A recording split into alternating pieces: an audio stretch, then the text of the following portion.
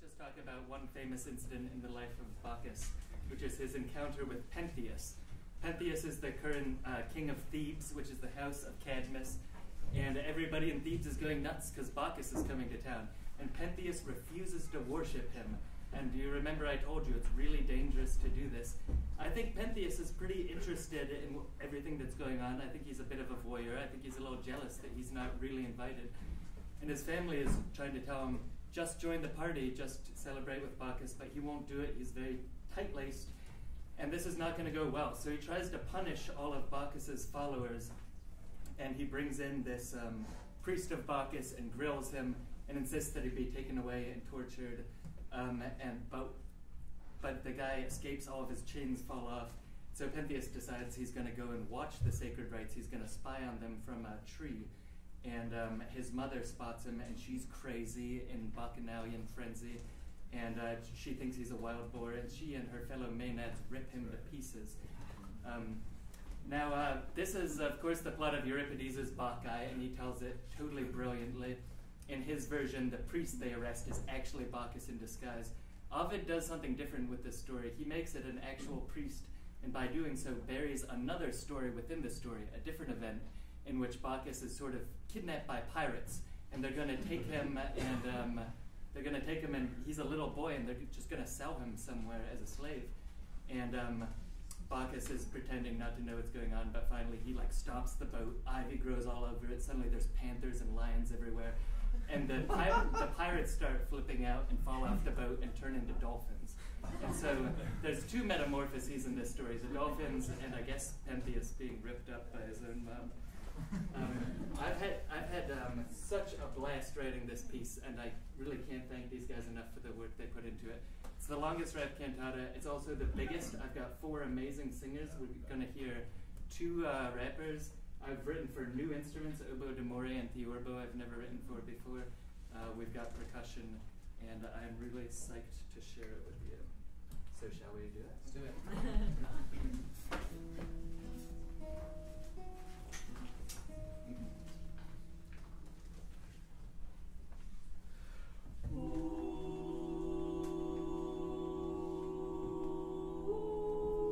Tiresias was right.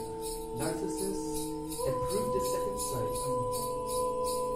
Even though his eyes lost their light, even though from here on he stumbled in eternal night.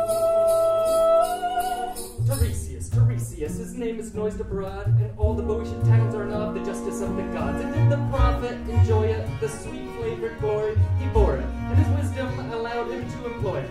And no one would observe that he didn't observe it. Well, almost no one. Now would be a good time to introduce Pentheus, a brash young king, a nasty little thing, a scoffer at religion, excessive and oppressive, self-serving stigma, a proto-Caligula, depraved and deranged and high on power, a thorny little flower, a far cry from Pampas, his grandpa. Justice rode shoddy and the reverence was shoddy. Alone among men he mocked the prophet, taunted him and laughed at him for being so blind. A double insult hurled at a mind that had engaged with mighty Jupiter and learning. He shook his hoary locks and issued Pentheus a warning. How lucky you would be if you were also straight and blind. Then you wouldn't see the rights of Bacchus. The day is near at hand, the day is near at hand. Beware the savage fierceness, beware the merry band. Beware of the new god,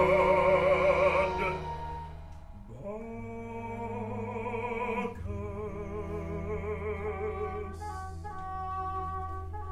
You'll be torn to bloody pieces, you'll be torn to bloody shreds, you'll be little bite-sized morsels, you'll be strewn about the forest bed. Your blood will lick the rocks and little pieces of you everywhere. Your own mother's hands will be sticky with your blood.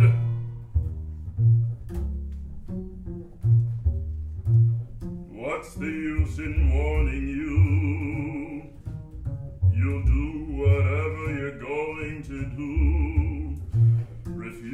those who do your honor. But when it comes to pass, you'll complain that I've seen too well.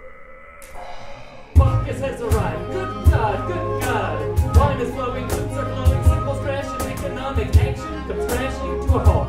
It's absolute madness. It's manic and ecstatic. It's absolute havoc. It's deafening and magic. Everybody rushes out to celebrate. Old ones, young ones, rich ones, and poor ones. Women up in verses, and men chanting verses. Bacchus is here, good cheer, good cheer. Have a glass of wine, good times, good times. Yes, it's a day to cross boundaries. Pentheus is sulking violently, and his passion turns to action. And he calls out to the masses, Madness, madness! This is the house of Cadmus, Cadmus! Real warriors, the bread we eat is steel and torture. Now you look like women, perfumed and jiggling. These cymbals and drums, they're toys designed for children. The miracles you see, shadow tricks of magic, the women screaming ecstasy, seem to be receiving Holy Spirit. It's bullshit. They're just mad, drunk and overheating with wine. They're just out to have a good time. I can see them committing their infidelities, monstrous acts of depravity, sick shit like bestiality. In the name of religion, it's sickening. It's just a chance to have a giant orgy. We fall down the Theorbo, an effeminate youth who brings drugs and ideas from the East, who dresses like a woman and smells like a woman, styles his hair like a woman, and wears jewelry like a woman. It's cowardly. It's sheer effrontery. I'll force him to admit he's full of it. He isn't Jove's son. He's just a charlatan. And his sacred rites are a lie.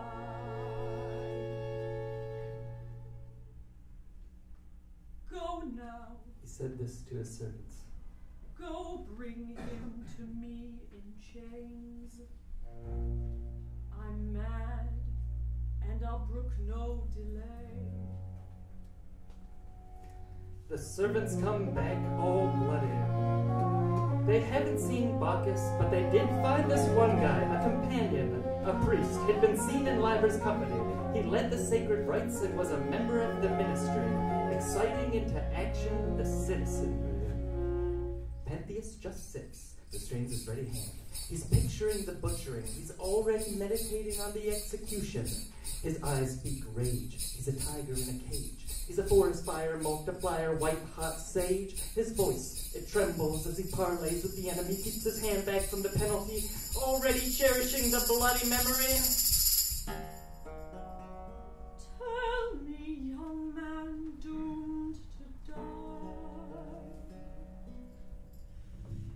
Tell me, young man doomed to be a symbol and a warning. Tell me why you're wasting your life. Tell me why you chase this magician. Tell me your name before I doom you to die. The fellow answered fearlessly. My name is Acoetes. My country is Bayonia. My parents parents were peasants, simple and pleasant. My father was a fisherman, a noble one but pure. He didn't keep sheep or raise meat or know grief. The ocean was his health, the water was his wealth. When he died, this is all he left me, the water. That was my inheritance, that, and a heart, and a brain, and a soul. So it wasn't long before I wanted to leave that stinking hole. I have honor for my home, but like any young man, I felt the urge to roam.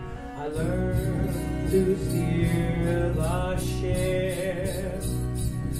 I learned to read the writings of the stars. I learned how to count his hands and how to haul the heavy yards. I learned of Tigety, the Hydas, Poseidon, and Tethys, harbors and starboards, Boreas and Sapphirs. Well, check it out. I was on my way to Delos, I was captain of the ship. My men were rowing hard because they wanted to get rich. Driven off course, we found ourselves in Chios.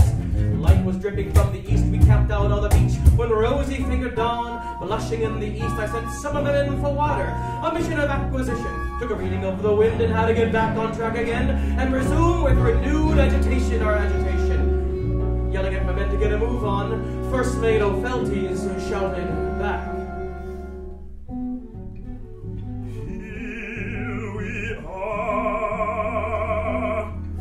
and we have found a prize. He found a little boy, darling and dazzling, pretty as a picture and a face like a girl.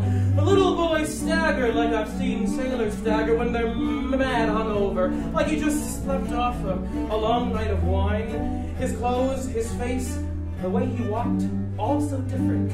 More than just nobility, but royal. Something told me he was something more than mortal. I saw it and I said it to my men.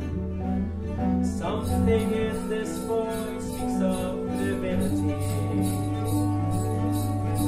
I don't know where it comes from, but I feel it. Whoever you are, be gracious to us. Let us prosper and forgive my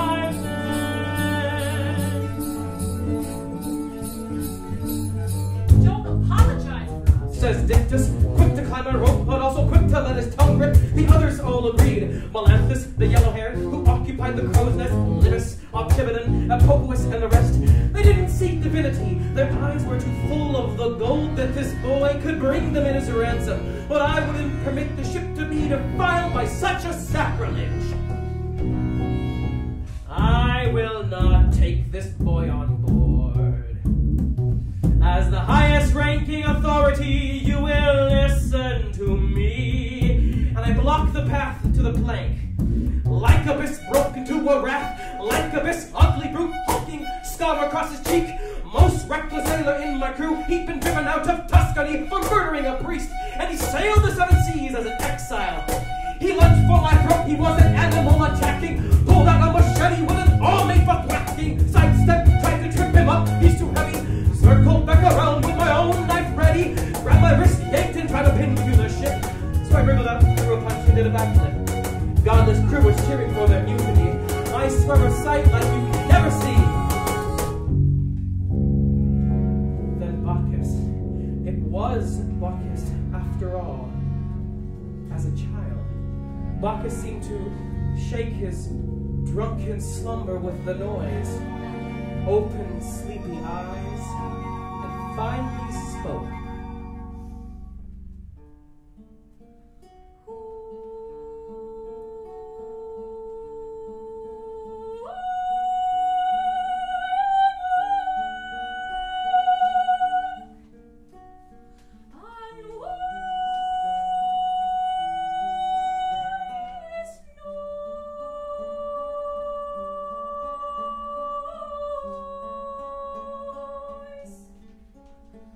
And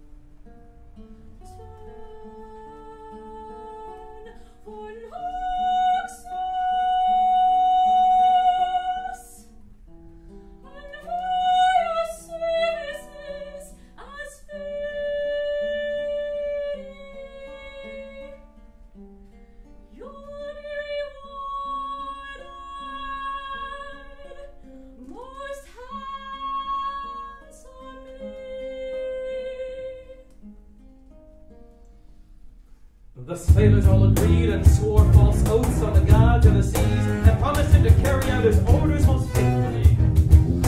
Happy to see that he could be of service and be pleasing to the deity, I took the helm and shipped the painted vessel on the sea. Now Naxos lay to the right of where we were. I took in the sails, bellied the jib, started an attack, making the boat zigzag, setting our sextant for Naxos. Opheltes and the others saw my course and hissed venomous words with a healthy dose of treachery. What are you doing, my man? Are you crazy?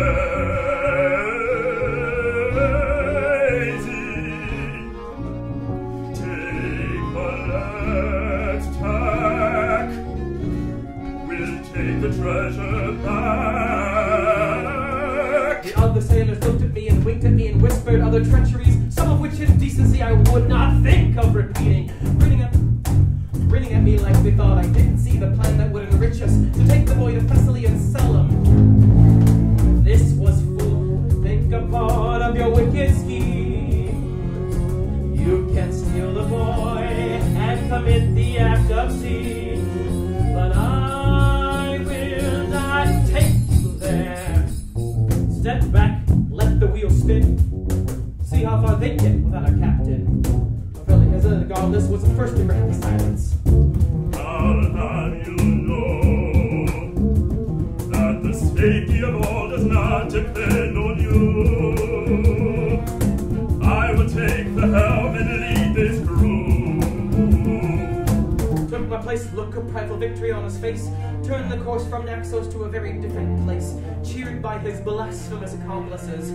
Bacchus saw all of this, but feigned ignorance, his subtle mockery would make revenge even sweeter. He shed childish tears and said,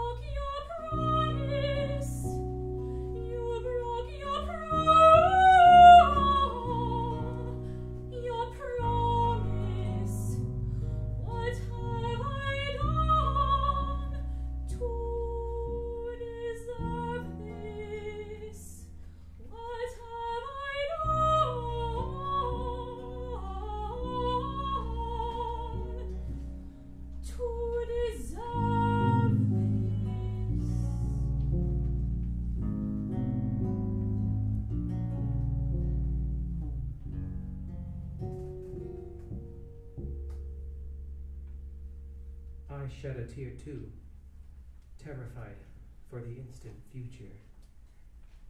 And you won't believe what I tell you next, but I promise you every word is true.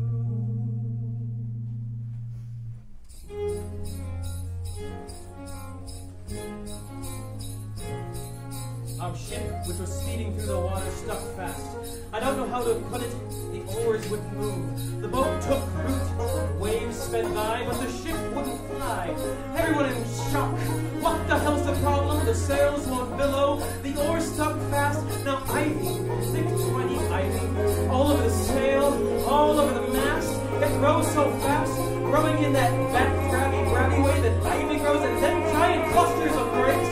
Bacchus with a giant smile on his little face, waving his arms like a conductor, and ivy reaches on his head and half beats the limes and lynxes and panthers. Where did they come from? Men jumping overboard, crazy with fear, and then with gyres metamorphosis. Meeting was first, his body grows dark, his back being bent in a well-marked curve. Like him is calling him, what the hell's happening? Even while speaking, his jaws are wide and he knows like a stop. Sails a lever, a blowhole where his foot had been. Fibers is trying to get the oars functioning, sluggish and frustrated, just like a dream in which nothing is working. She's like a dream when he looks at their hands and they're shrieking. No, they are hands, they're fins. All in the water now, all of the men I had left with, all of the men that had been with me, turned on me, blasphemy, punished, and now we be blinking mournfully, splashing and spraying and diving and writhing and swam to the depths, and they never came back, and they're still in the sea as a dolphin pack. Of the 20-odd men in the ship, I was the only one who remained. Me and Bacchus. So I prayed.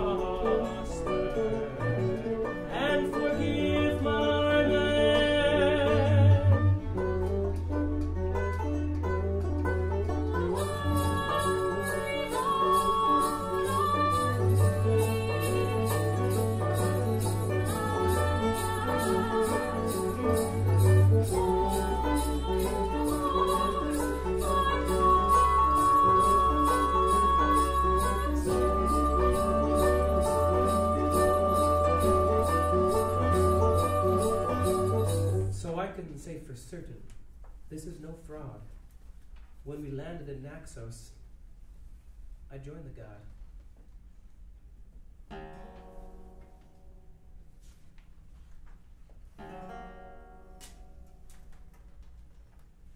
We have given our ears to this long and rambling tale.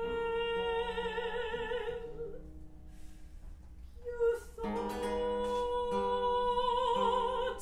my anger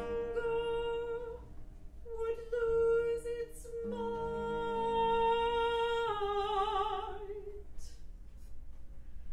Take him to the dungeon and torture him, and send him down to stage a night. And Echoides was dragged out of sight, chained up in the dungeon like a criminal. And while the slaves were oiling the rack, sharpening their knives and heating up the iron, plunging sharp tips until they glowed in the fire, in general preparing the instruments of torture, the doors flew open, the chains were loosened and broken, all of their own accord. Why so men so blind? No more messengers, no more Mr. Nice Guy. Pentheus dons a disguise, and he makes his way to Cythera, the holy setting of the Bacchanal. The chilly woods resounded with songs and calls, shrill cries of worshippers and cymbals and gongs, and Pentheus's rage waxes white hot, but Pentheus is weak and a voyeur.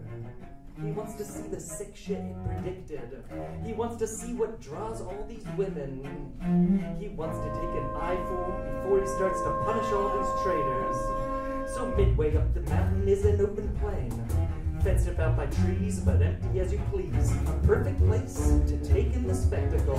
Pentheus is hidden in a tree. His profane eyes grow wide when he sees what he sees. The sacred rites polluted by his pure miasma sight. And the first of the women to spot him, his mother, Agave, absolutely crazy in the throes of Bacchus ecstasy. Oh, sisters, come! Look at this giant bone! Let's rip it into pieces!